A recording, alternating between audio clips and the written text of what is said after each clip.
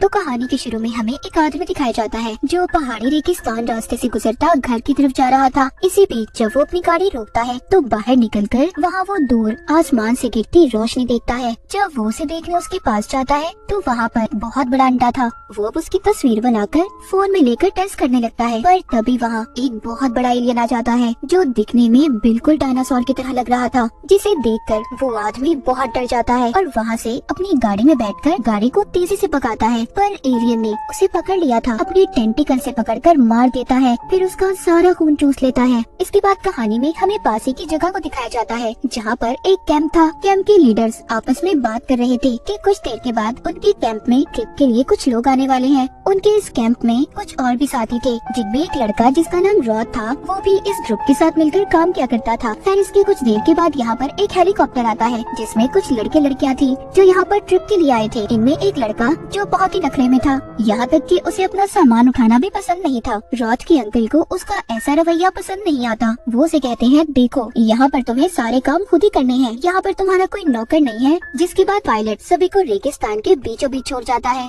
और कहता है कि मैं आप लोगों को यहाँ से तभी लेने आऊंगा जब आप लोगों का ट्रिप खत्म हो जाएगा, और इससे पहले आप लोग मुझे नहीं बुलाएंगे। ये सब ग्रुप के लीडर क्लेरी से कहकर चला गया था। वो यहाँ पर सबको समझाती है कि आप लोगों को यहाँ पर कोई भी डिजिटल चीज का इस्तेमाल नहीं करना, जैसे कि आपके मोबाइल्स वगैरह, और सबको नेचर यानी कुदरत में रहना सीखना होगा। इसीलिए ये सबसे मोबाइल फोन्स भी ले लेती है। क्लेरी सबको समझाती है कि हमें अपनी पहली मंजिल तक पहुँचने के लिए 15 मील का सफर तय करना है, इसीलिए हमें लगातार चलना होगा। रॉड के अंकल उनको चलते हुए कहते हैं कि किसी को भी अपना सफर भागकर या जल्दी जल्दी तय नहीं करना, क्योंकि यहाँ के मौसम में आप लोग थककर बीमार हो जाओगे। उधर ही रॉड भी इनके साथ था। वो इन्हीं ग्रुप में एक लड़की जिसका नाम कॉर्टनी था वो उसके पीछे चल रहा था, पर ये बात कॉर्टनी को अच्छी नहीं लगती, इसीलिए वो रॉड को उससे आगे चलने का कहती है। चलते चलते इन सबको शाम हो गई थी। ये सभी रास्ते में टेंट लगाते हैं और सो जाते हैं। तभी रात को रॉड के अंकल को सोते हुए किसी किस्म की आवाज आ रही थी। जब वो अपनी टेंट से बाहर निकलकर देखते हैं तो वहाँ पर जंगली घोड़ों का झुंड था जो भागकर इनकी तरफ आ रहा था। ये जल्दी से सबको टेंट से बाहर निकलने का कहते हैं।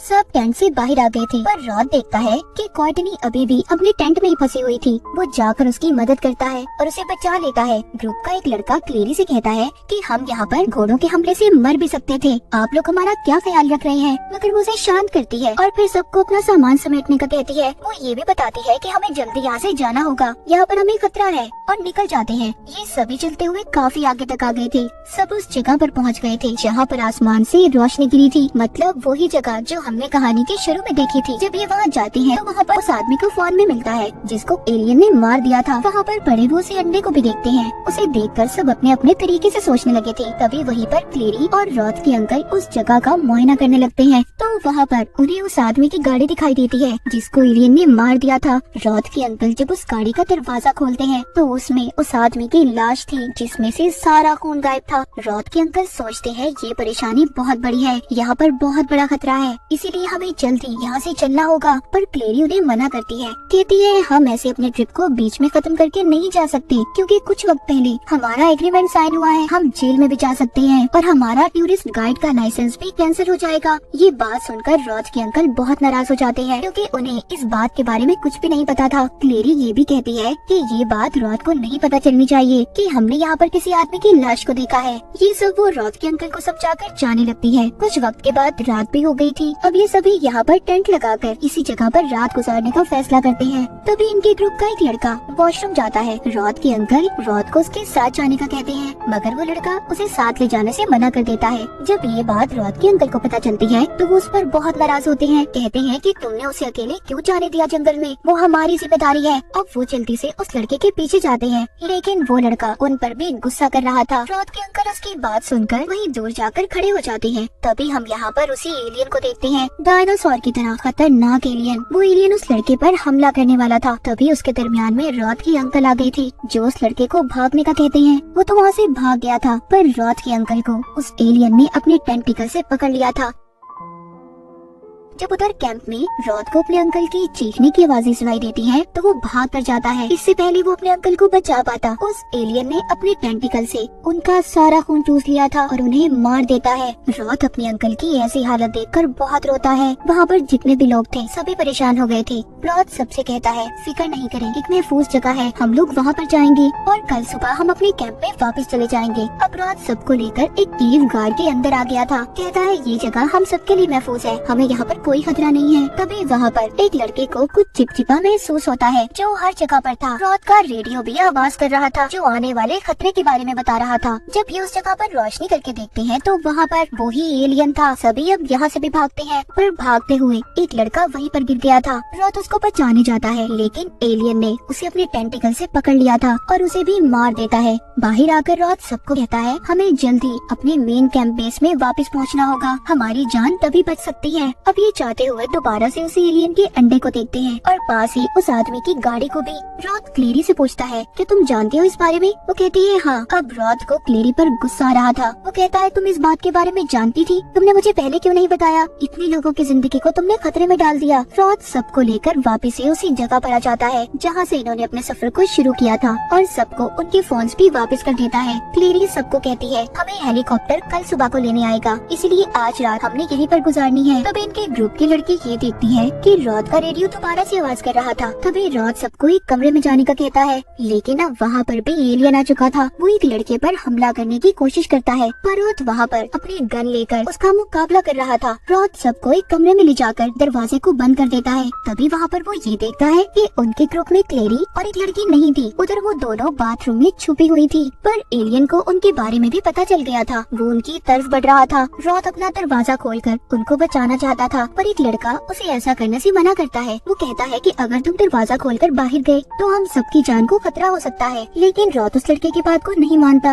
और उसे गन मारकर बेहोश कर देता है। बाहर क्लेरी और उसके साथ जो लड़की थी वो एलियन से अपनी जान बचाकर भाग रही थी। वहाँ पर पहुँच जाती है जहाँ पर बाकी के लोग थे, तो उसकी लड़की तो दरवाजा खोलकर अंदर चली गई थी, पर बेचारी क्लेरी बाहर रह जाती है। वो एलियन अभी भी इनका पीछा कर रहा था और आकर अपने टेंटिकल से क्लेरी को पकड़ लेता है। वो उसे भी मारने वाला था, पर रॉथ अपनी गन से उस पर गोली चलाता है। एलियन ने क्लेरी को तो छोड़ दिया था, लेकिन अब बहुत देर हो चुकी थी। एलियन ने क्लेरी के सारे खून को निकाल लिया था, वो मरने वाली थी। वो रॉथ से कहती है कि मुझसे गलती हो गई कि मैंने तुम्हें नहीं बताया, तुम सबको यहाँ से लेकर चले जाओ। इतना कहने के बाद उसकी भी मौत हो जाती है। रॉथ अब दोबारा से चेक करता है, पर अब इस बार रेडियो पर उसकी कोई आवाज नहीं थी। वो सबसे कहता है कि आज रात हम सबको इसी कमरे में रहना होगा। रात को रॉथ कॉर्टनी को अपने बचपन की बातें बताता है। कहता है, मेरा इस दुनिया में कोई नहीं था और मुझे मेरे अंकल नहीं पाला था, पर उस खौफनाक एलियन ने उन्हें भी मार दिया। सब बातें सुनकर कॉर्टनी भी उसे अपने बारे में बताती है। कहती है, मेरा भी इस दुनिया में कोई नहीं है। रॉथ इसे पसंद करने लगा था। सुबह होते ही इनके कैंप का पायलट हेलीकॉप्टर लेकर आ जाता है। रॉथ उससे कहता है, हमें जल्दी यहाँ से निकलना होगा, यहाँ पर खतरा है। पर वो जाने के लिए तैयार नहीं था। वो कहता है, पहले मुझे बताओ क्लेरी कहाँ पर है और तुम्हारे अंकल। वो वहाँ पर दोनों को आवाज देने लगता है, पर जैसे ही वो थोड़ा सा आगे जाता है वहाँ पर वो क्लेरी की लाश को देखता है। रॉथ कहता है, मैंने कहा था ना यहाँ पर खतरा है, यहाँ पर एक एलियन घूम रहा है जो सबकी जान का दुश्मन है, मैं तुम्हें इसीलिए यहाँ से जाने का कह रहा था। वो सभी अब हेलीकॉप्टर में बैठ जाते हैं और खुश थे कि वो यहाँ से जा रहे हैं, पर अचानक से उनके रेडियो पर दोबारा से आवाज होने लगती है। वो एलियन इनके हेलीकॉप्टर से लटका हुआ था। रॉथ उस पर अपनी गन से गोली चलाता है, पर वो एलियन उनके ग्रुप की एक लड़की को पकड़कर उसका खून पीने लगता है। रॉथ बाकियों की जान बचाने के लिए सबसे कहता है कि नीचे कूद जाओ। सभी ऐसा ही करते हैं, पर हेलीकॉप्टर का पायलट उस एलियन को खत्म करने का सोचता है। वो अपने हेलीकॉप्टर को पहाड़ में देकर मारता है, जिससे वो तो तबाह हो गया था।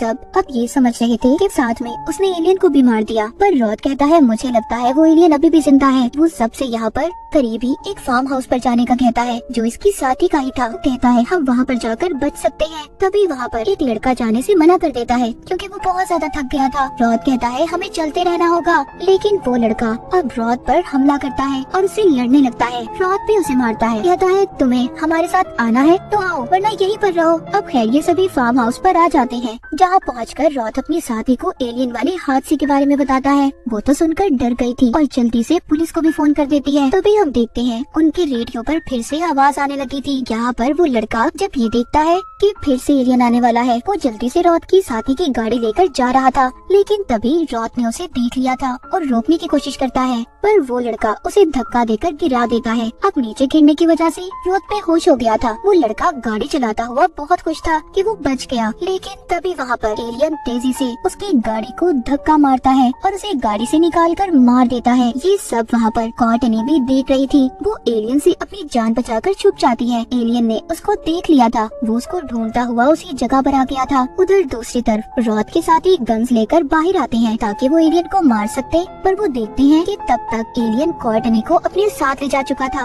अब बाहर रॉथ को भी होश आ जाता है। उसका साथी उसे बताता है कि कॉर्टनी को एलियन अपने साथ ले गया है। रॉथ अब ये फैसला करता है कि वो उसे बचा कर लाएगा। उसके बाकी के दो साथी उस एलियन के लिए जाल बिछाने का प्लान बनाते हैं ताकि जैसे ही रॉथ कॉर्टनी को बचा कर लाए और एलियन अगर इनके पीछे आएगा तो वो इनके बिछाए हुए जाल में फंसकर मर जाएगा। रॉथ सारी तैयारी कर कॉर्टनी को अकेले ही बचाने निकल जाता है। उसका साथी उसे बॉम्ब भी देता है ताकि खतरे के वक्त वो इन्हें इस्तेमाल कर सके। इसके बाद रॉथ बाइक लेकर उसी केव गार के अंदर जाता है जहाँ पर ये पहले गए थे, क्योंकि वो जानता था कि वो एलियन वहीं पर रहता है। वो केव के अंदर आकर कॉर्टनी को देखता है जिसके ऊपर एलियन का बच्चा था जो आहिस्ता आहिस्ता उसका खून पी रहा था। यहाँ पर हमें पता चलता है जो अंडा हमने कहानी के शुरू में देखा था उसी में से ये एलियन का बच्चा निकला था। अब उस एलियन के बच्चे को देखकर रॉथ को बहुत गुस्सा आता है और वो एक ही गोली चलाकर उसे मार देता है। जब गोली की आवाज सुनकर बड़ा एलियन आता है जो अपने मरे हुए बच्चे को देखकर बहुत गुस्से में आ गया था। उस एलियन से बचने के लिए रॉथ उस केव में बॉम्ब फेंकता है ताकि वो एलियन मर जाए, पर ऐसा कुछ नहीं होता, वो अभी भी जिंदा था। रॉथ अब जल्दी से कॉर्टनी को लेकर बाइक पर बिठाकर उसे वहाँ से ले आया था, पर अभी भी एलियन उनका पीछा कर रहा था। फार्म हाउस पर ले आया था जहाँ पर रॉथ के साथियों ने एलियन को मारने के लिए जाल बिछाया हुआ था। उसके साथी उसे बताते हैं हम दो तरीकों से एलियन को मार सकते हैं, या तो बिजली से या फिर फ्यूल में ब्लास्ट करने से। वो अपने जाल को सेट कर रहे थे, पर तभी यहाँ पर एलियन आ गया था जो रॉथ के साथी को मारने लगता है, लेकिन रॉथ उसका ध्यान अपनी तरफ करके उसी तरफ ले आता है जहाँ पर बिजली थी, जिधर करंट का जाल बिछाया हुआ था। रॉथ तो वहाँ से ऊपर छलांग लगा देता है, पर एलियन को बिजली के झटके लगते हैं, लेकिन तब भी उसे कुछ नहीं हुआ था। अब रॉथ के साथ ही एक छोटा ट्रक लेकर उस एलियन की तरफ बढ़ती है ताकि वो उसको धक्का लगाकर फ्यूल वाली जगह पर भेजकर ब्लास्ट कर सके, पर रॉथ उसे ऐसा करने से रोकता है और कहता है ऐसा करने से तुम्हारी जान को भी खतरा हो सकता है, पर वो नहीं सुनती और एलियन की तरफ बढ़ती है। जैसे ही वो उसे जोर से धक्का देकर फ्यूल की तरफ फेंकती है, एक जोरदार धमाका होता है, लेकिन उस धमाके में रॉथ की साथी तो मर गई थी, पर अब भी एलियन को कुछ नहीं हुआ था। रॉथ समझ गया था कि इस एलियन का जिस्म बहुत मजबूत है, पर ये अंदर से उतना ही नाजुक। वो एक बॉम्ब को लेकर उसके टेंटिकल के अंदर डाल देता है, जिस वजह से एलियन फट जाता है। उसके जिस्म के सैकड़ों टुकड़े हो गए थे। इस तरह से वो एलियन खत्म हो जाता है। एलियन के मरने के बाद रॉथ, कॉर्टनी और उनका एक साथी सुकून का सांस लेते हैं, जिसके बाद पुलिस भी वहाँ पर आ गई थी और इसी के साथ खौफनाक एलियन की कहानी यहीं पर खत्म हो जाती है।